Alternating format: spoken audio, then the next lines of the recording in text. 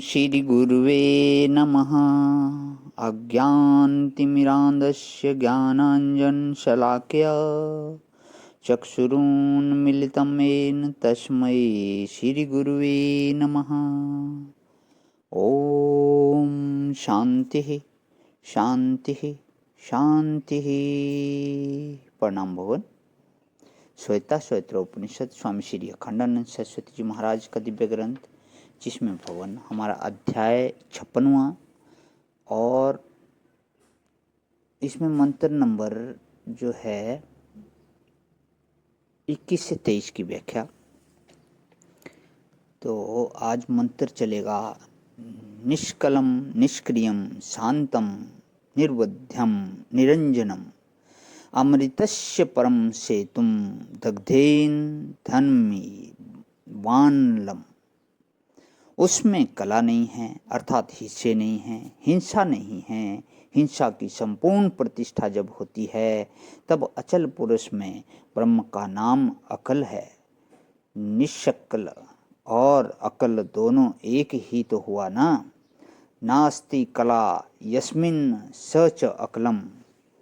अचल है ब्रह्म, फिर बोले अचरम है ब्रह्म, तो अवयव नहीं है और उसमें कोई क्रिया नहीं है। और शांतम माने गति नहीं है, क्रिया नहीं है, अपने आप में भी गति नहीं है। और निर्बुद्ध्यम माने उसमें कोई संस्कार नहीं है।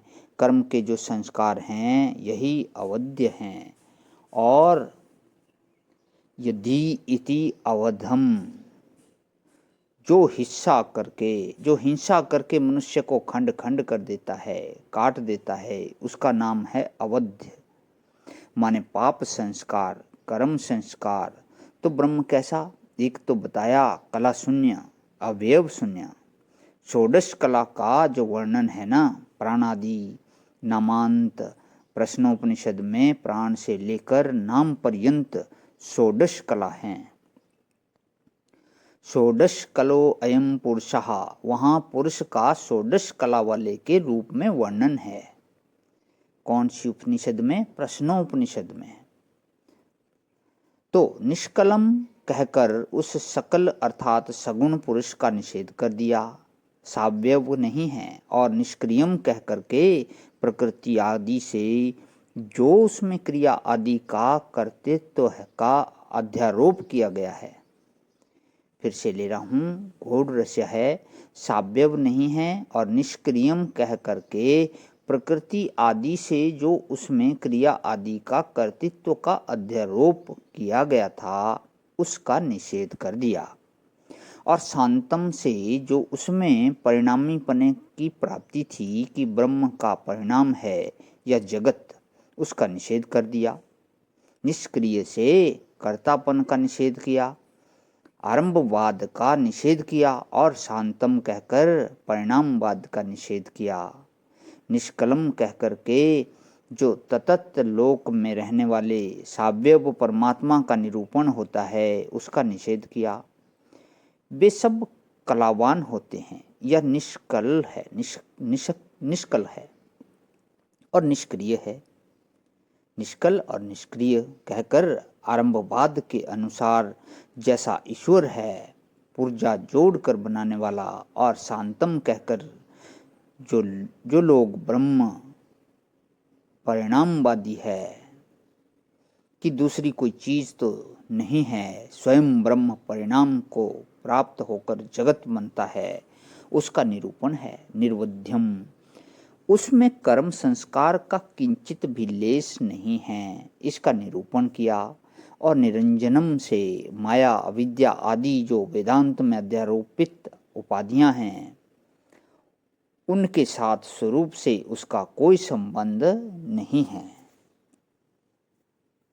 अनक्ति इति अंजना अध्यते अन्य इति अंजना, अंजना माया प्रकृति अविद्या इत्यादि। तो अमृतस्य परम सेतुम, अमृत माने अविनाशीपना, इससे चित्त स्वरूप और आनंद स्वरूप भी उपलक्षित है। यदि वृत्ति केवल सत प्राचुर्य से अब अवस्थित हो जाए तब उसका नाम समाधि हो जाता है। और जब वृत्ति केवल चित्त प्रावृत्ति से अवस्थित हो जाए तो उसका नाम दृष्टा हो जाता है। और जब वृत्ति में केवल आनंद प्राचुर्य से उसकी सत्ता और ज्ञान रहते हैं तब भी छिपे रहते हैं। दृष्टा में भी सत्ता रहती है और आनंद परम प्रिय भी रहती है। समाधि में सत्ता प्रधान हो जाती है और चित्त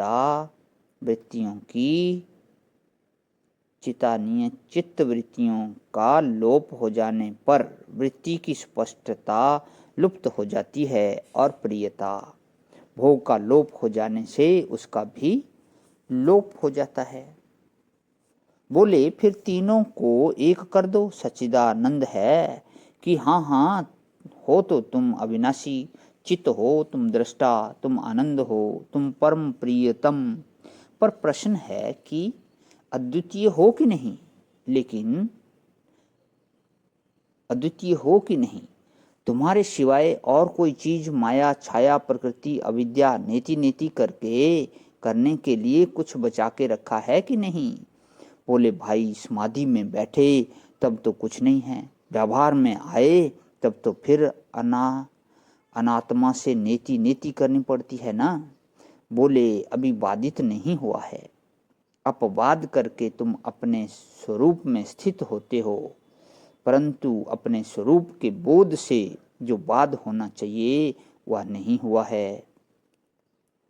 ब्रह्मवेताओं का बहुत गूढ़ रहस्य है इस वाले उसमें पहरे में, तो इसको फिर लेता हूँ। अपवाद करके तुम अपने स्वरूप में स्थित होते हो, परंतु अपने स्वरूप के बोध से जो बाध होना चाहिए, जब स्वरूप का बोध हो जाएगा तो बाकी बात जो होना चाहिए वह अभी नहीं हुआ है। इसलिए नीति नीति की पूंछ साथ नहीं छोड़ती है।